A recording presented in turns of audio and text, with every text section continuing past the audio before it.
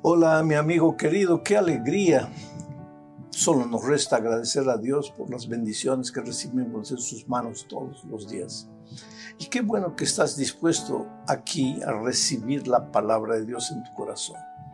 Porque así como alimentamos el cuerpo todos los días para poder desarrollar nuestras actividades diarias, necesitamos también alimentar nuestro espíritu.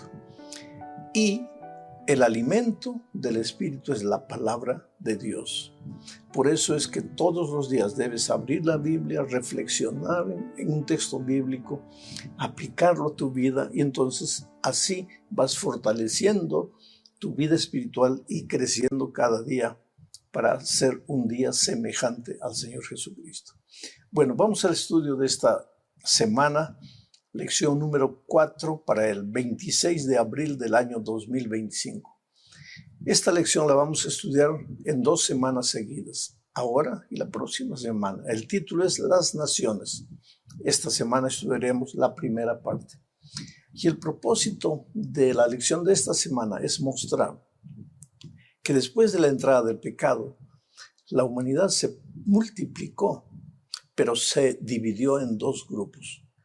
La minoría que continuaba amando, sirviendo, obedeciendo a Dios, pero la gran mayoría que se alejó y con el tiempo se olvidaron de Dios. Entonces vamos a la primera parte de este estudio bajo el título de Nimrod y Nínive. Como dije, después de la entrada del pecado, algunos quedaron fieles a Dios. El jardín del Edén todavía estaba entre ellos, entonces ellos se aproximaban del jardín del Edén.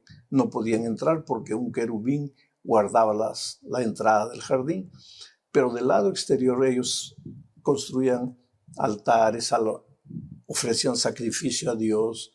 Eso vamos a estudiar en una lección futura, el valor de los sacrificios. Esos sacrificios representaban al Señor Jesucristo que un día vendría para salvar a la humanidad. Quiere decir, unos pocos permanecieron fieles a Dios, pero la gran mayoría se alejó de Dios completamente. Empezaron a construir ciudades. Caín fue el primer edificador de una ciudad. Se olvidaron de Dios, comenzaron a inventar dioses paganos, porque dentro del ser humano hay una inclinación natural a adorar. Y si no adoras al Dios verdadero, pues vas a adorar cualquier cosa. Tus ideas, tus propias ideas, tus filosofías o cualquier Dios que tú vas a inventar. Hoy día el materialismo, por ejemplo, el consumismo puede ser un Dios que nosotros inventamos y adoramos y servimos pensando que estamos sirviendo al verdadero Dios, creador de los cielos y de la tierra. Bueno, entre esas personas, después del diluvio ya, apareció un hombre llamado Nimrod. Entonces voy a leer el texto para entender lo que estamos queriendo decir en la lección de esta semana. Génesis 10:5. Mira lo que dice. De estos, de los seres humanos, descendientes de uno de los hijos de Noé, se poblaron las costas, cada cual según su lengua, conforme a sus familias, en sus naciones. Esta es la primera vez que se menciona la palabra naciones en la Biblia. En hebreo, goy, nación. En plural, goyim, naciones. Los judíos se referían a los que no servían a Dios, a los que no amaban a Dios, a los que no querían andar en los caminos de Dios. Les llamaban goyim, o sea, naciones. El título de la lección de esta semana es Las Naciones. Y vamos a ver que a lo largo de la lección de esta semana y la próxima, la expresión naciones se refiere a aquellos que no quieren servir a Dios, a aquellos que desconocen a Dios, que viven alejados de Dios. Con esto en mente, ahora leo Génesis 10:8 al 10. Dice lo siguiente. Y Cus engendró a Nimrod, quien llegó a ser el primer poderoso de la tierra. Este fue vigoroso cazador delante de Jehová, por lo cual se dice, así como Nimrod, vigoroso cazador delante de Jehová, y fue el comienzo de su reino Babel, Erec, Akkad y Calne en la tierra de Sidar. Mira, el capítulo que estoy leyendo tiene apenas 32 versículos. Y de esos 32 versículos donde se mencionan los descendientes de Noé, de los hijos de Noé, en fin, casi puro nombre, hay 5 versículos que se dedican solamente a Nimrod. Y lo llama la Biblia, fue el primer poderoso de la tierra, o sea, una especie de gobernante, de presidente, de rey. Este fue un constructor de ciudades. Yo no sé por qué las ciudades parece que no eran el plan divino, por lo menos en la Biblia no encontramos eso, sino que fue el plan humano. Y inclusive este Nimrod se dice que fue el que tuvo la iniciativa de construir la Torre de Babel, una torre que desafiaría al poder de Dios, una torre que representaría el esfuerzo humano para quitar a Dios del escenario de la vida. Nimrod, recuérdate, un rey poderoso entre las naciones. Este es el primer poderoso que encontramos en la Biblia. Ahora, como la humanidad se iba degenerando y cada vez olvidando más de Dios, hasta los temerosos hijos de Dios se fueron contaminando con la cultura del tiempo, porque la vida es así. ¿Tú crees que hoy, porque estamos en la iglesia, porque estudiamos la Biblia, porque reconocemos a Dios como nuestro Creador Supremo, nuestra cultura es una cultura completamente cristiana, completamente bíblica? No. Vivimos en una cultura que no conoce a Dios, que ridiculariza a Dios. Vivimos en una cultura que endiosa al ser humano. Lo que importa es la opinión humana y no la opinión divina. La gente se ríe a veces de la Biblia. Esa cultura pues estaba hoy día, inunda nuestra iglesia y en aquellos tiempos también lo estaba haciendo.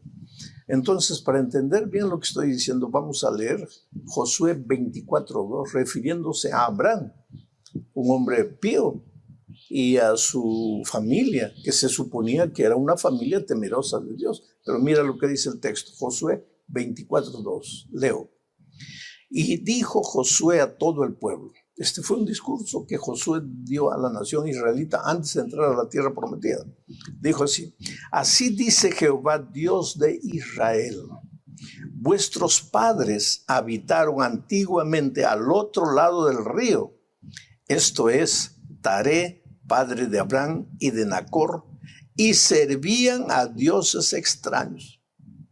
¿Te das cuenta cómo la cultura del mundo, la cultura de paganismo, donde cada uno inventaba su propio Dios, adoraba a su propio Dios, estaba contaminando inclusive a los hijos de Dios? Tanto así que Taré, el padre de Abraham, Nacor, su hermano, el propio Abraham, estaban contaminados. Entonces, ¿qué es lo que hizo Dios en esas circunstancias? Porque Dios tenía que preservar los principios que ennoblecen al hombre, que hacen crecer al hombre, que promueven la felicidad del ser humano y no la destrucción de la humanidad. ¿Qué hizo Dios entonces? Llamó a Abraham. En Génesis 12, 1 al 3, encontramos lo siguiente. Pero Jehová había dicho a Abraham: vete de tu tierra y de tu parentela y de la casa de tu padre a la tierra que te mostraré. Y haré de ti una nación grande y te bendeciré. Y engrandeceré tu nombre y serás bendición. Bendeciré a los que te bendijeren y a los que te maldijeren maldeciré. Y serán benditas en ti todas las naciones de la tierra. ¿Te das cuenta? El paganismo comenzó a contaminar a la familia de Dios, así como hoy la cultura pagana puede contaminar a la iglesia de Dios. Entonces, a Abraham, Dios se le presentó un día y le dijo: mira, sal de aquí, vas a ir a una tierra distante donde no haya paganismo. Y tú vas a hacer una bendición por donde vayas. Yo te voy a bendecir, yo te voy a acompañar. Y en ti serán benditas todas las naciones. ¿A qué se refería? de la descendencia de Abraham vendría Cristo. Y a través de Cristo la humanidad sería bendecida. O sea, esta es una profecía que apunta a Cristo hacia años adelante. Vamos a la tercera parte de este estudio bajo el subtítulo, recibió lo que pidió. El tiempo fue pasando, el pueblo de Dios, que fueron descendientes de Abraham, se fue multiplicando, pero el pueblo de Dios, yo no sé por qué motivo, el pueblo de Dios, en lugar de estar en el arrayal divino y alimentarse la palabra de Dios y seguir los principios, obedecer los consejos divinos, siempre está mirando para afuera, siempre está mirando para afuera.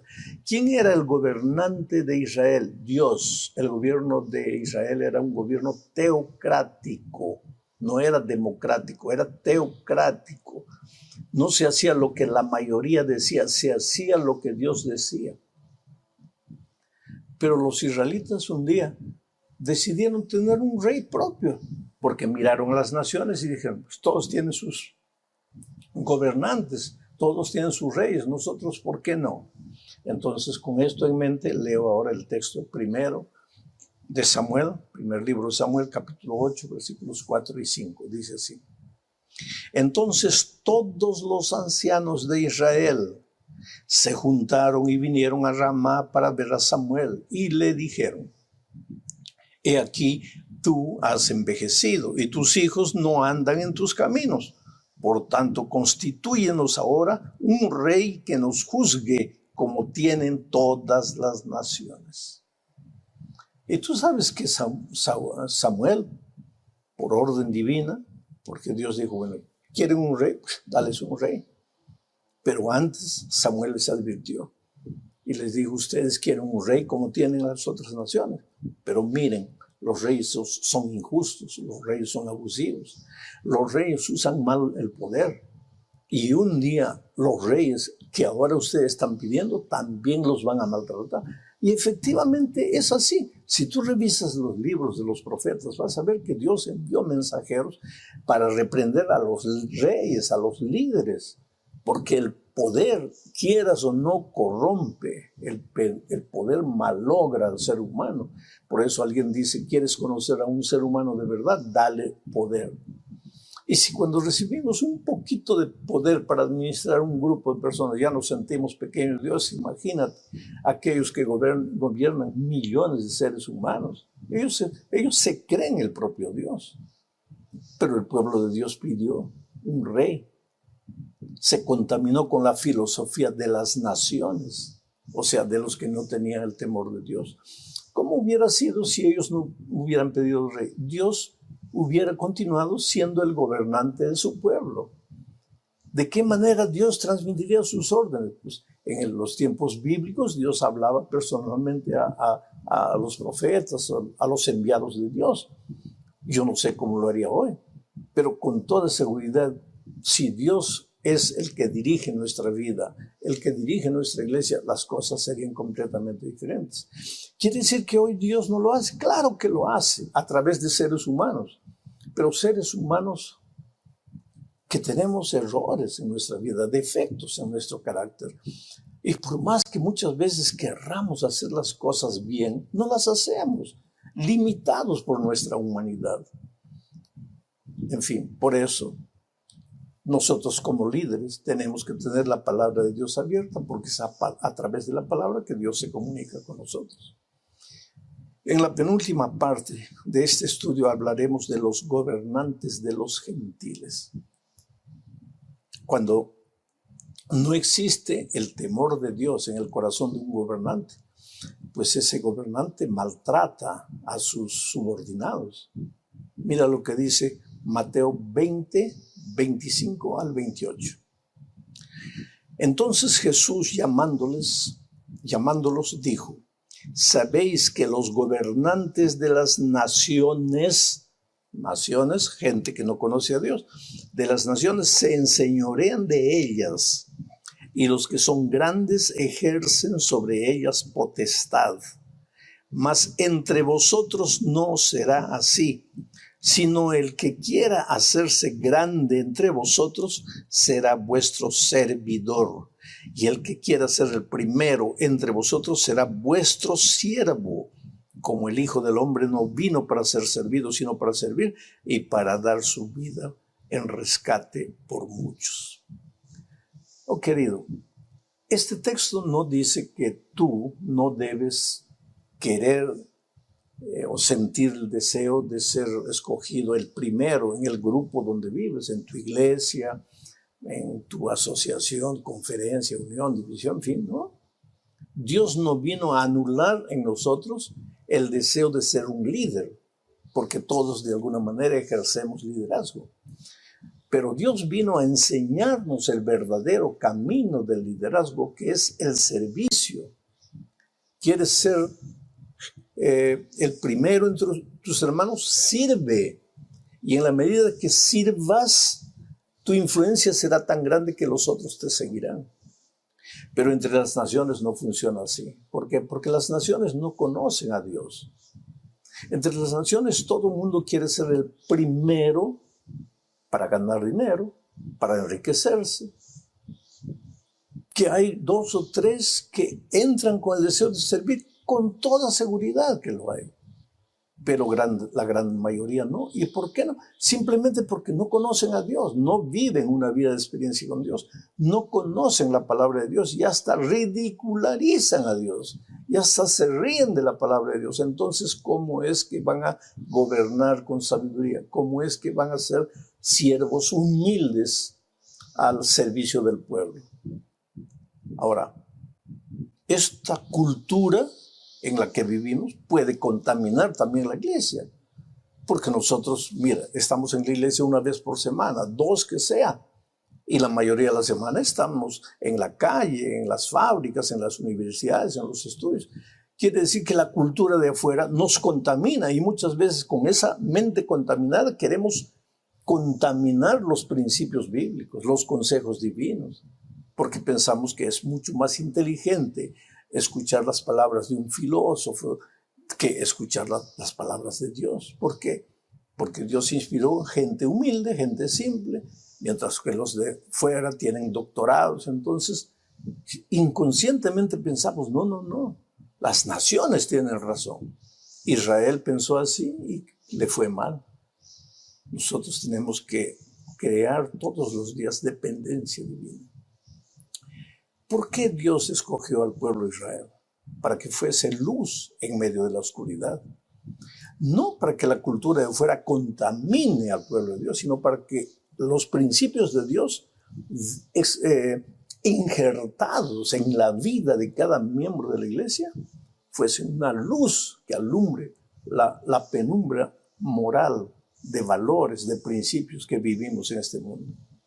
El propósito de Dios no fue escoger un pueblo con un propósito egoísta, para que los miembros del pueblo digan, somos la iglesia de Dios, somos el pueblo de Dios, los otros están mal, los otros están equivocados. No. Antes que hablar, vive los principios de Dios. Que la gente te vea y reflexione diciendo, esa persona es diferente, ¿qué tiene de extraño? Porque mientras los otros esbravean, los otros insultan, agreden, ellos actúan de manera diferente. ¿Qué es lo que acontece? Entonces ellos conocerán a Dios a través del pueblo de Dios. Ese fue el plan de Dios al establecer una iglesia, al establecer un pueblo. No que ese pueblo se vanagloriase en ser el pueblo de Dios. Dios le dijo un día a Israel, ¿quién eras tú? No eras nada en la vida, yo te traje, yo te rescaté. Yo te hice mi pueblo. ¿Para qué? Para que a través de ti las naciones todas conocieran el evangelio. Porque, querido, ¿qué dice Dios? No quiero la muerte limpia. ¿Tú crees que Dios quiere la muerte de los paganos, de los que no lo reconocen como Dios, de los que viven de acuerdo a su voluntad? No, Dios los ama. De tal manera amó Dios al mundo, no a su pueblo, no a su iglesia, al mundo. Pero quiere que ellos vengan a su pueblo. ¿Cómo? A través del testimonio de su pueblo. Eres importante, querido. Dios te ama mucho, que Dios te bendiga. que esta semana tenga una semana de éxito, de muchas bendiciones. ¿Por qué digo esto? Porque generalmente la lección sube el domingo cuando las personas comienzan a trabajar después de descansar el día sábado. Entonces vas a partir para la lucha, parte en nombre de Dios, ora, clama a Dios. Él es capaz de hacer cosas imposibles en tu vida. Un gran abrazo, que Dios te bendiga ricamente.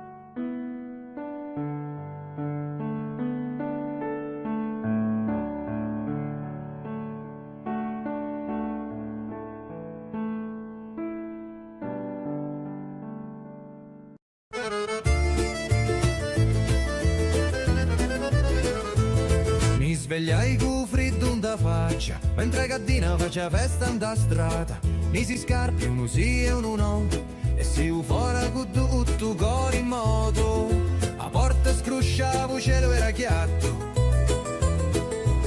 i femmini già parlano un tovatto.